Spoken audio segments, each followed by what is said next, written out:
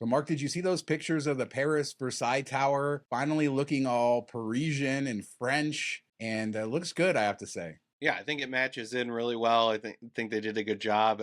I mean, there's still a little bit of slight difference in the coloring and everything, but the roof and everything looks great. And you wouldn't be able to tell if you're just walking by and you look up quickly. It seems like it's all together, except for they're still not connected. What the heck? Yeah, I was going to say they did all of this, and the last thing to open is going to be the walkway. So you still can't get to Paris, but it looks all Parisian. Yeah, it should have been the first thing, not the last.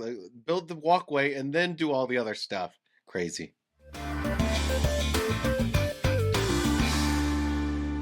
One of our favorite things to do is tier match in Las Vegas. We've had tier matches from Fontainebleau and Wynn and others over the years. And Venetian has their newer rewards program, and they've been a little quiet in that front. But somebody had received an email, I guess, saying that they are going to do a tier match starting October 1st. And I want to thank Matty Cerns, who sent this to us on Twitter, although he said the website didn't work for it. I couldn't find it on the website. So let's hope that Venetian actually has this from October 1st through the end of the year. That would be cool. Yeah, I don't know much about their status, and since they've changed it over, updated it, and or anything like that. So hopefully there's some type of unique. I hate when there's a status match, kind of like status matching to Hard Rock before they decide to close it. Well, after they gave you the free dinner, now they don't give you. They weren't giving you anything towards the end.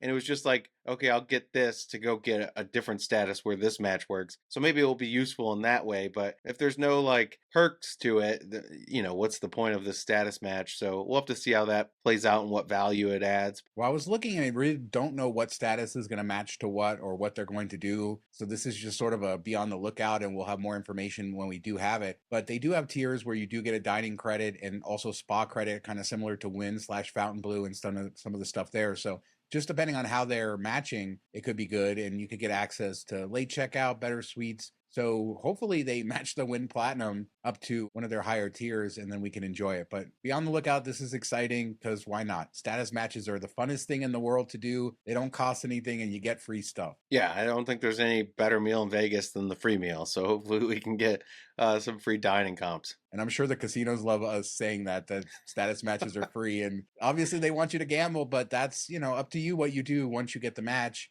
And as long as you're not misrepresenting anything, I don't see anything wrong with it. They know that they're going to get a certain percentage that are going to gamble more. Some aren't going to gamble at all. They're just making a business calculation, so you might as well participate. Yeah, I think the job of these is just to get you in the door, and then it's up to them to provide you either great service or a great program, a great experience to keep you in there, and then also bring you back. If everything's great, like the drink service is great, you have a great meal, all those type of things, then you're going to want to come back and gamble more, and maybe that switches you to the program. That's kind of what they're hoping for. So as long as you go there with an open mind, I think you're fine.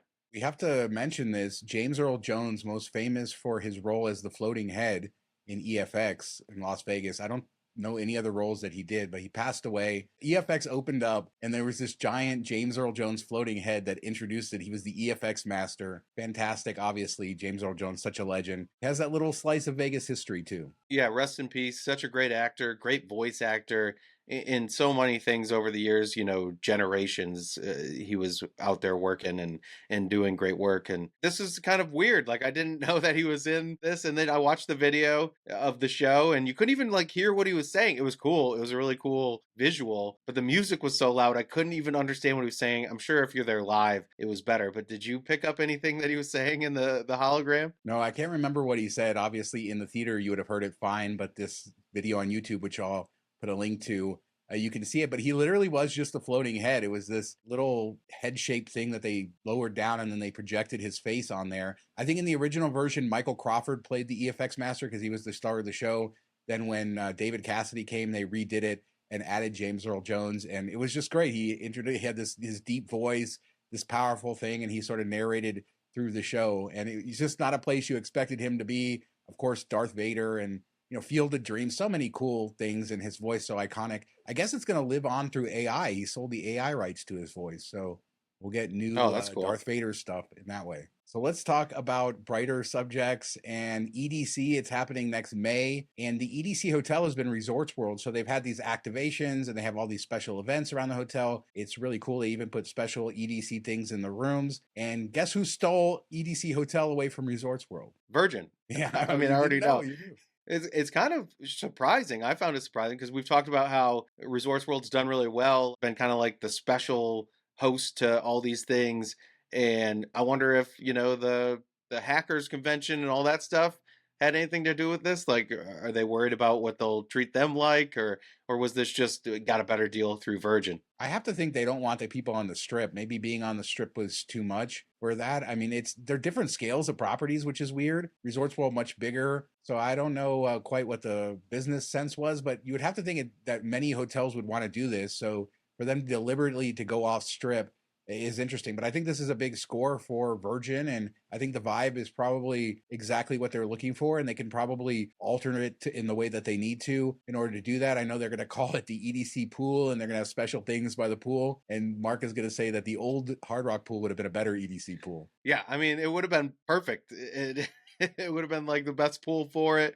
I mean, there's still a pretty good pool there. It's just not as big and lavish as it once was. So it's kind of sad, but maybe they'll actually use that outdoor area that we said would be really cool for concerts. And then they never did anything. That'd be kind of awesome if they had like some type of dance, EDC thing out there on evenings or mornings or whenever, not to take away from the festival at all. But I think I've said it before, but I'll say it again. If you like people watching, EDC weekend is like the best time to come to Vegas. The weird outfits that you see and the people and everything, it's kind of epic, and they're having a good time, and it's something we always said we need to go there, take the helicopter in and check out the festival. But it's cool just being on the strip and the randomness that is Vegas. One of our bigger celebrities here locally seems lately to be Mark Wahlberg. And so I guess he's opening a new Mexican restaurant in Town Square. Mexican redefined is how it's described. Flecha is the name. Should we care? Mark Wahlberg everywhere. Restaurants haven't been the greatest thing for him. Wahlburgers, a lot of them closed. So we'll have to see how this goes. Maybe they have a better concept, better food type of thing. So it'll be interesting, but keeps them in Vegas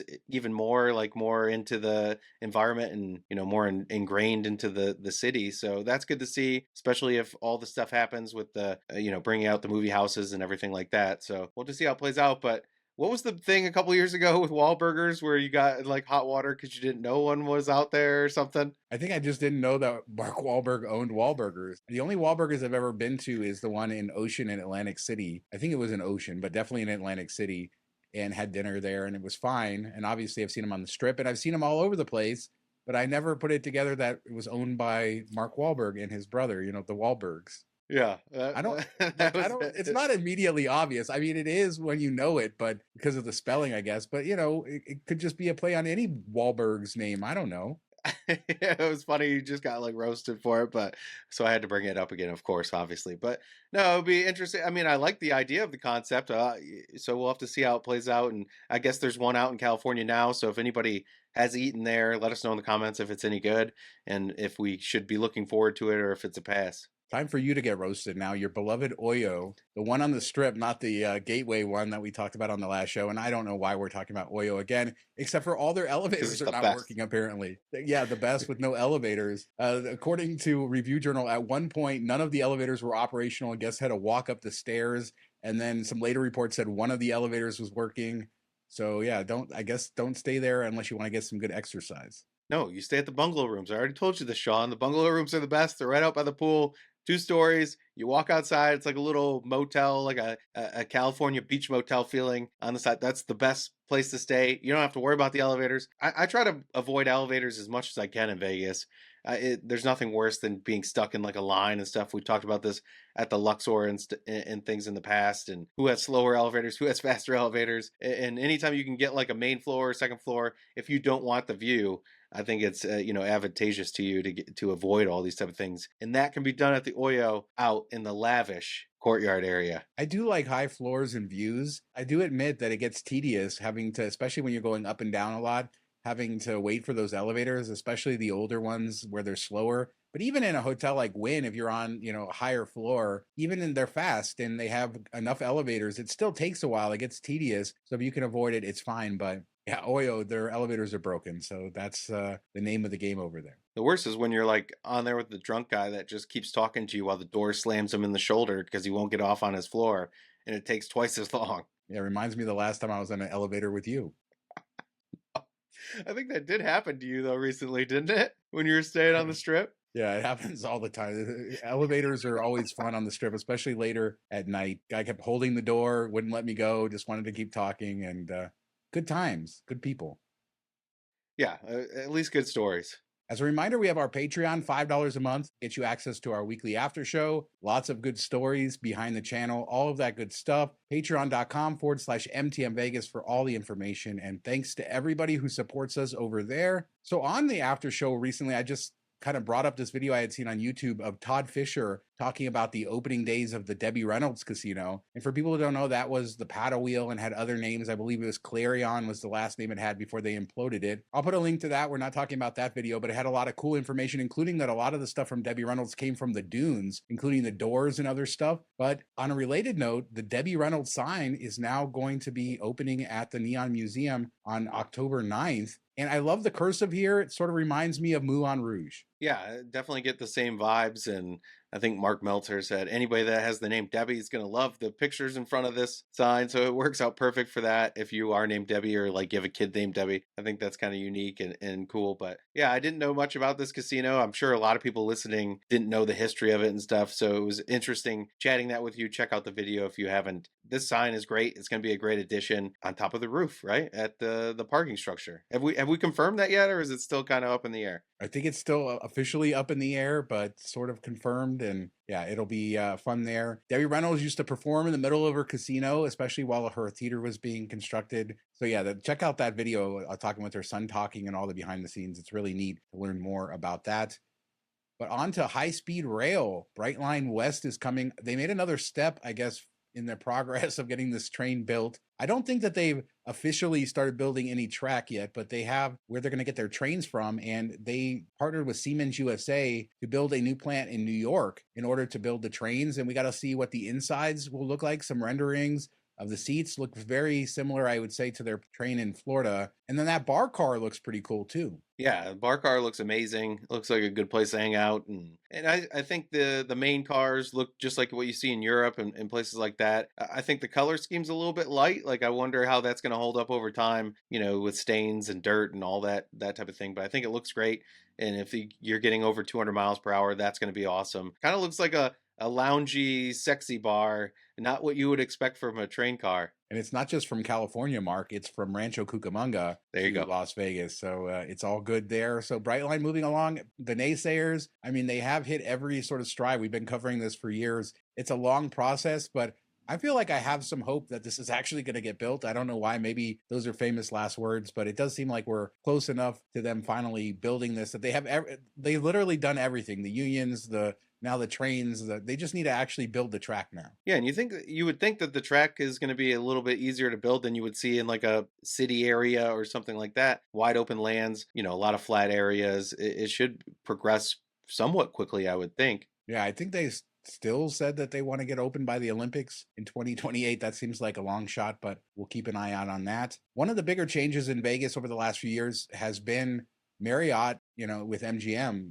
Hyatt used to be MGM's partner. They got rid of Hyatt, now Marriott, and they've said on their earnings calls that they're earning more than ever from Marriott customers. We talked about it on the show, but it's something like $100 more a day in spend for Marriott customers versus non-Marriott customers. But now you can finally transfer points between the programs. So 10 MGM rewards points or 8 Marriott Bonvoy points.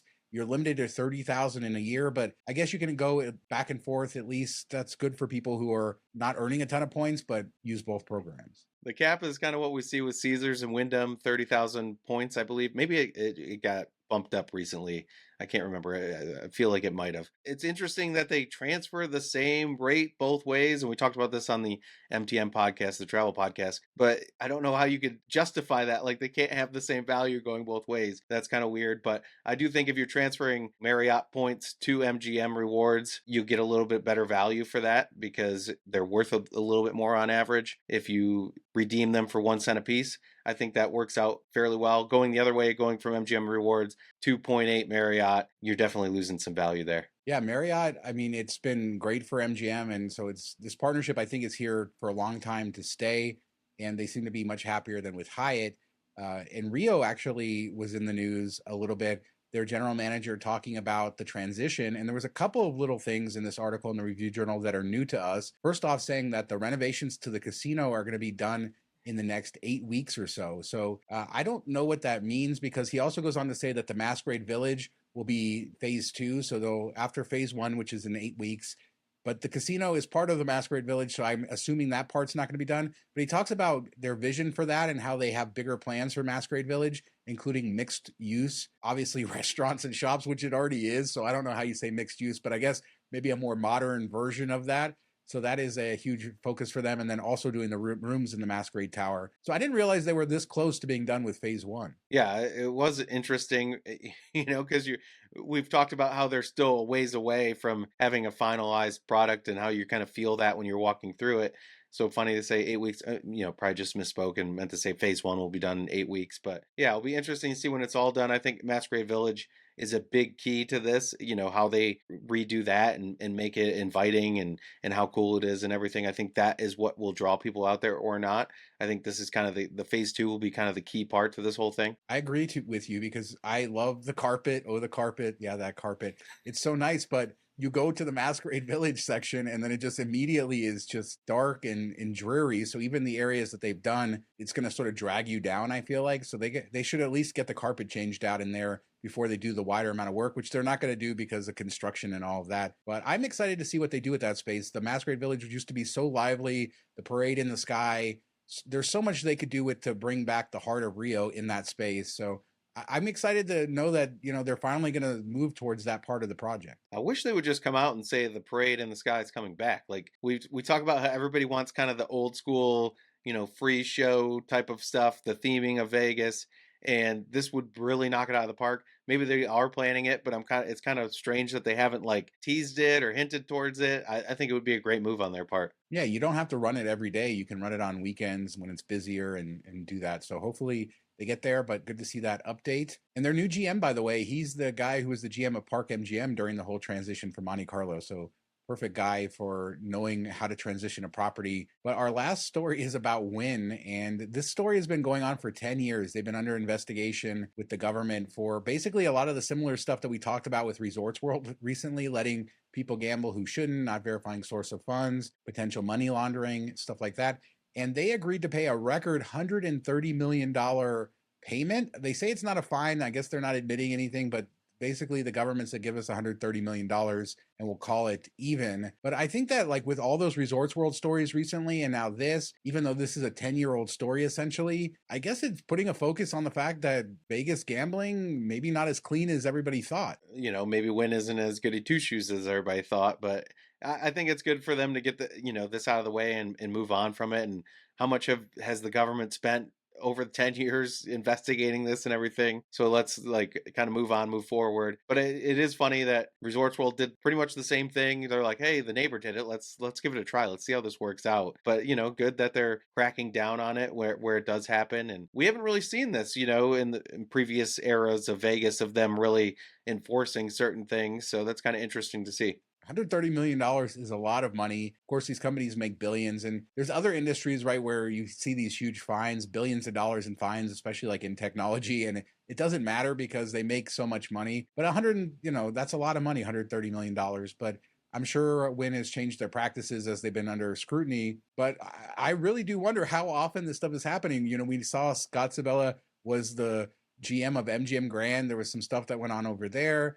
Allegedly, he went to Resorts World. All this other stuff happened. His stuff has already been settled, but this just seems like maybe it's in the culture here a lot more than we thought. Yeah, I definitely think it. I mean, it's kind of in just corporate culture. If you can make money, you're going to do what you need to do to make money, even if that's, pushing up towards the line or even crossing the line, thinking you're not going to get caught with it. And we talk about like these robberies and stuff. We see that the greed is what gets you caught. Maybe you get away with it once or twice or, doing small amounts. But when you really go big, that's when you get cracked down on. So it doesn't surprise me. I'm sure there's more of it that hasn't been uncovered yet. Hopefully people see this and start crossing their T's and dotting their I's and kind of crack down on it. Yeah, super interesting stuff. Everybody should weigh in. Let us know in the comments what you think about this, about the Brightline interiors, the train. Is that going to happen? You like that bar car? Does it sound cool? Mark Walhberg, the Paris Versailles Tower, how that looks. Leave a comment. We do 2 shows a week, Tuesdays and Fridays, and we'll be back in a couple days with another show. Thanks so much for watching. Talk to you next time. Have a good weekend, everybody.